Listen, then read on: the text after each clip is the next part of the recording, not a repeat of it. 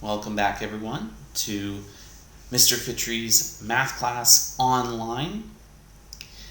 We began talking the last couple classes about transformations, okay? Last two classes were focused on translations. This class we're going to begin reflections. Now this is going to be a general overview because I want us to get the core concepts of reflection down before we really get into the mathematical component, okay? Because it can be a little tricky, a little confusing, depending on how the object is being flipped.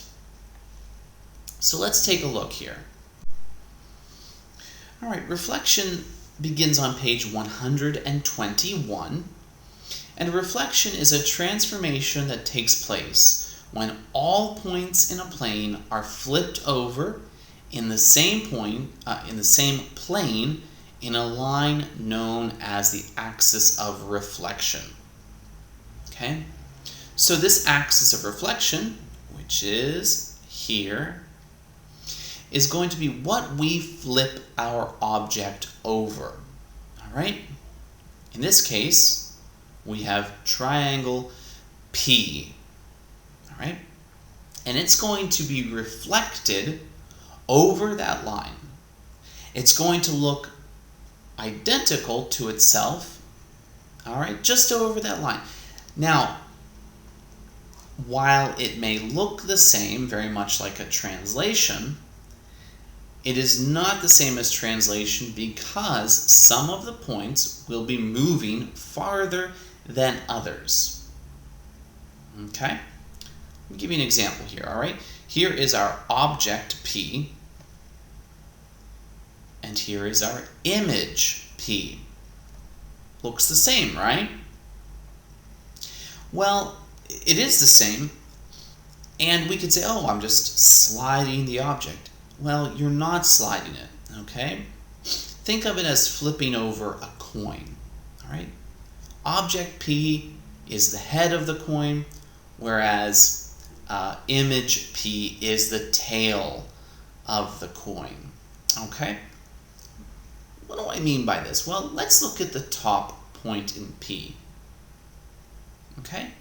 There, we are reflecting it over the line, all right? As you can see, it is moving to the line 3 units, 1, 2, 3, and then it is moving past the axis of reflection, 1, 2, 3. Right? If this doesn't make sense now, it will become clear as we move forward. Let's look at one of the bottom points, okay? All right. Now, as you can see there, this is the closest point to our axis of reflection when it comes to the object and the closest to the image. So we are moving it to the axis of reflection 1, 2 units, and then 1, 2 units past it. So we're not just sliding the object, we are flipping it over. All right? The last point here. All right?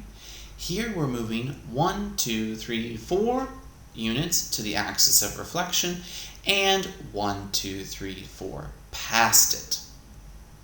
Okay? A little confusing. Granted. Bear with me. Now, let's look at page 121 in your book. All right? We've got 2 examples under example 10 in the box. And within this, we need to determine whether each of the following transformations is a reflection. So let's look at A, that triangle. Do you think that is reflection or not?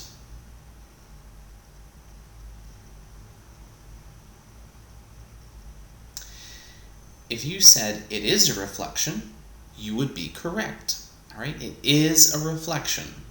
Somewhere in there we have our axis of reflection, and those points are being flipped over it. Okay? B, rectangle there. Is that a reflection?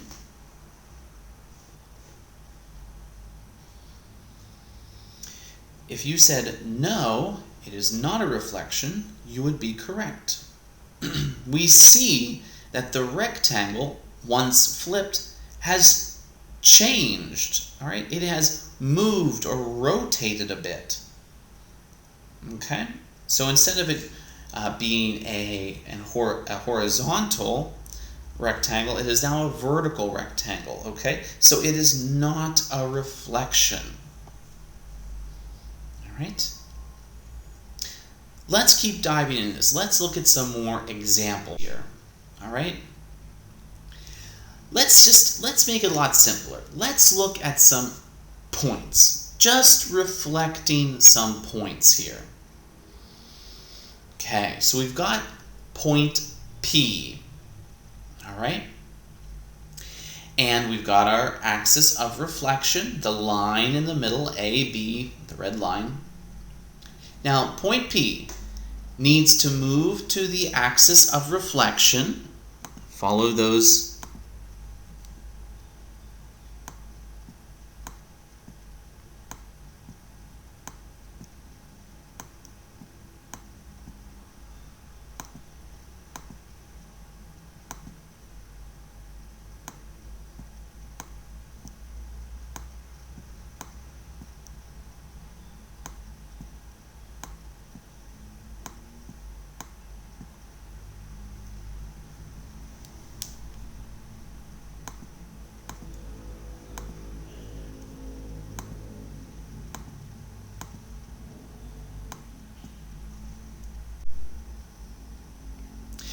Let's look at another one here.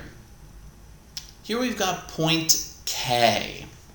And now we see our axis of reflection is horizontal, okay? Now, where do you think image K should fall? Take a moment, think about it.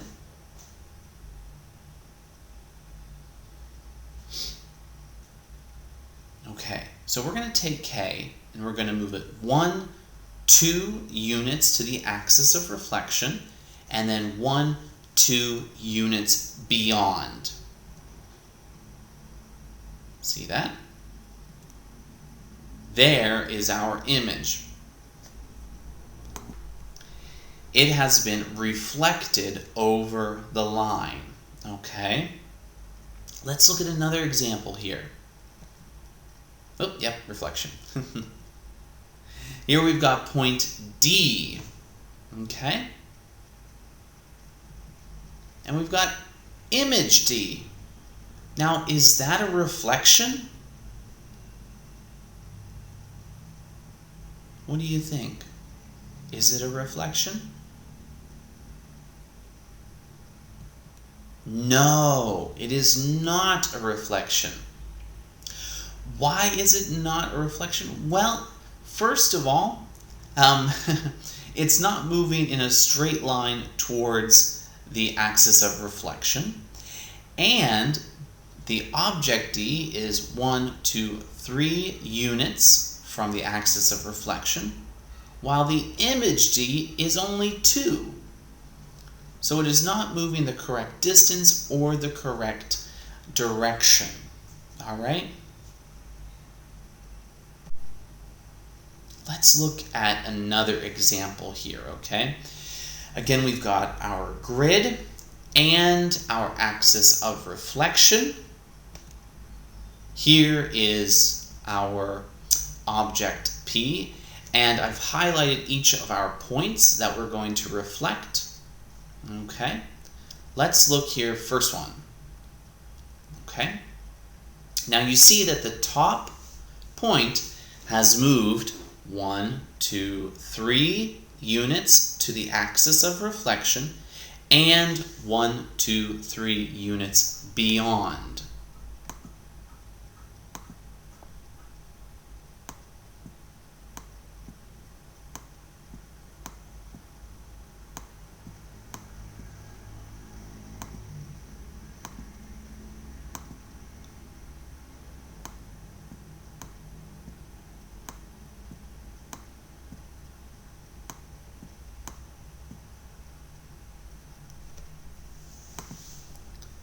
Let's look at another one here, okay?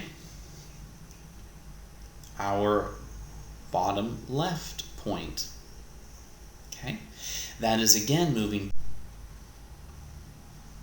Next example, we're going to do a couple of these so we get them down pat. All right, here's another triangle, all right? And SpongeBob doing some sweet dance moves, all right? Our first point, all right? This is only moving 1 unit to our axis of reflection, okay? So 1 unit to the axis, 1 beyond. Our next one, still at the top there, 1, 2, 3 units to the axis of reflection, and 1, 2, 3 units beyond. The bottom one, okay, 3 units to the axis of reflection, 3 units beyond, and there is our image, okay? Another one. Here we have our rectangle M, all right? Now this one's pretty straightforward, okay? Because the bottom and top points are going to be moving pretty much the same distance if they align, okay? So, as an example, here's our top left point, our top right point, bottom left point, and bottom right point. All right, there is our image.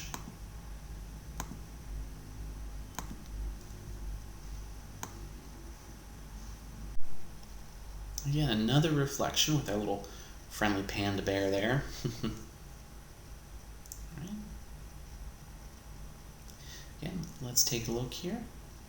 Let's look at the top one. All right, that's moving 2 units to the axis of reflection and 2 beyond it. Next one below it. All right, 3 to the axis, 3 beyond. Next lowest one. 3 to the axis, 3 beyond, and the bottom one, 2 to the axis and 2 beyond. And there we've got our image, okay? Again, all we have to do is count to the axis of reflection and then count the same amount, okay? 1, 2, 1, 2, 1, 2, 3, 1, 2, 3, etc., etc. All right, another reflection here. Okay, let's look at the top one. There we go. All right, next one. Okay, that one's 3 units from the axis of reflection. Next one. That one is, again, 2 units from the axis of reflection. And the last one, 4 units from the axis of reflection. And of course, we have our image. Okay. One final one here. Okay, 5 points. Again, all we're doing is counting those points to the axis of reflection and then counting that same number beyond. So, this is the farthest one. 1, 2, 3, 4 units to the axis of reflection. 1, 2, 3, 4 beyond. Next one, okay, again next to it. 1, 2, 3, 1, 2, 3. Now let's move downward. This is our closest one. 1 unit to the axis of reflection and 1 unit beyond. 3 units to the axis of reflection, 3 beyond. And finally, 2 units to the axis of reflection and 2 beyond. And there's our image. Okay. So, let's look here at pages 128 and 129. Okay? So, what I'd like you to do is go down to the test yourself, this portion, okay, at the bottom of 128. And I want you to simply tell me yes or no, is the transformation a reflection or not? That's for section 1. Section 2, the top of 129, it is asking you to determine the reflected image of P, Q, and R. Okay? Our MN is our axis of reflection. Okay? So you have to figure out whether A, B, C, D, E, F, G is, which one is the reflection, okay, of those. All right? Those are the only 5 problems I'd like you to do. Again, please finish those for homework, all right? And we will talk about them in the future. All right. Thank you, and bear with me as we continue with this, all right? I promise you it will make sense if it doesn't yet. All right, have a good day.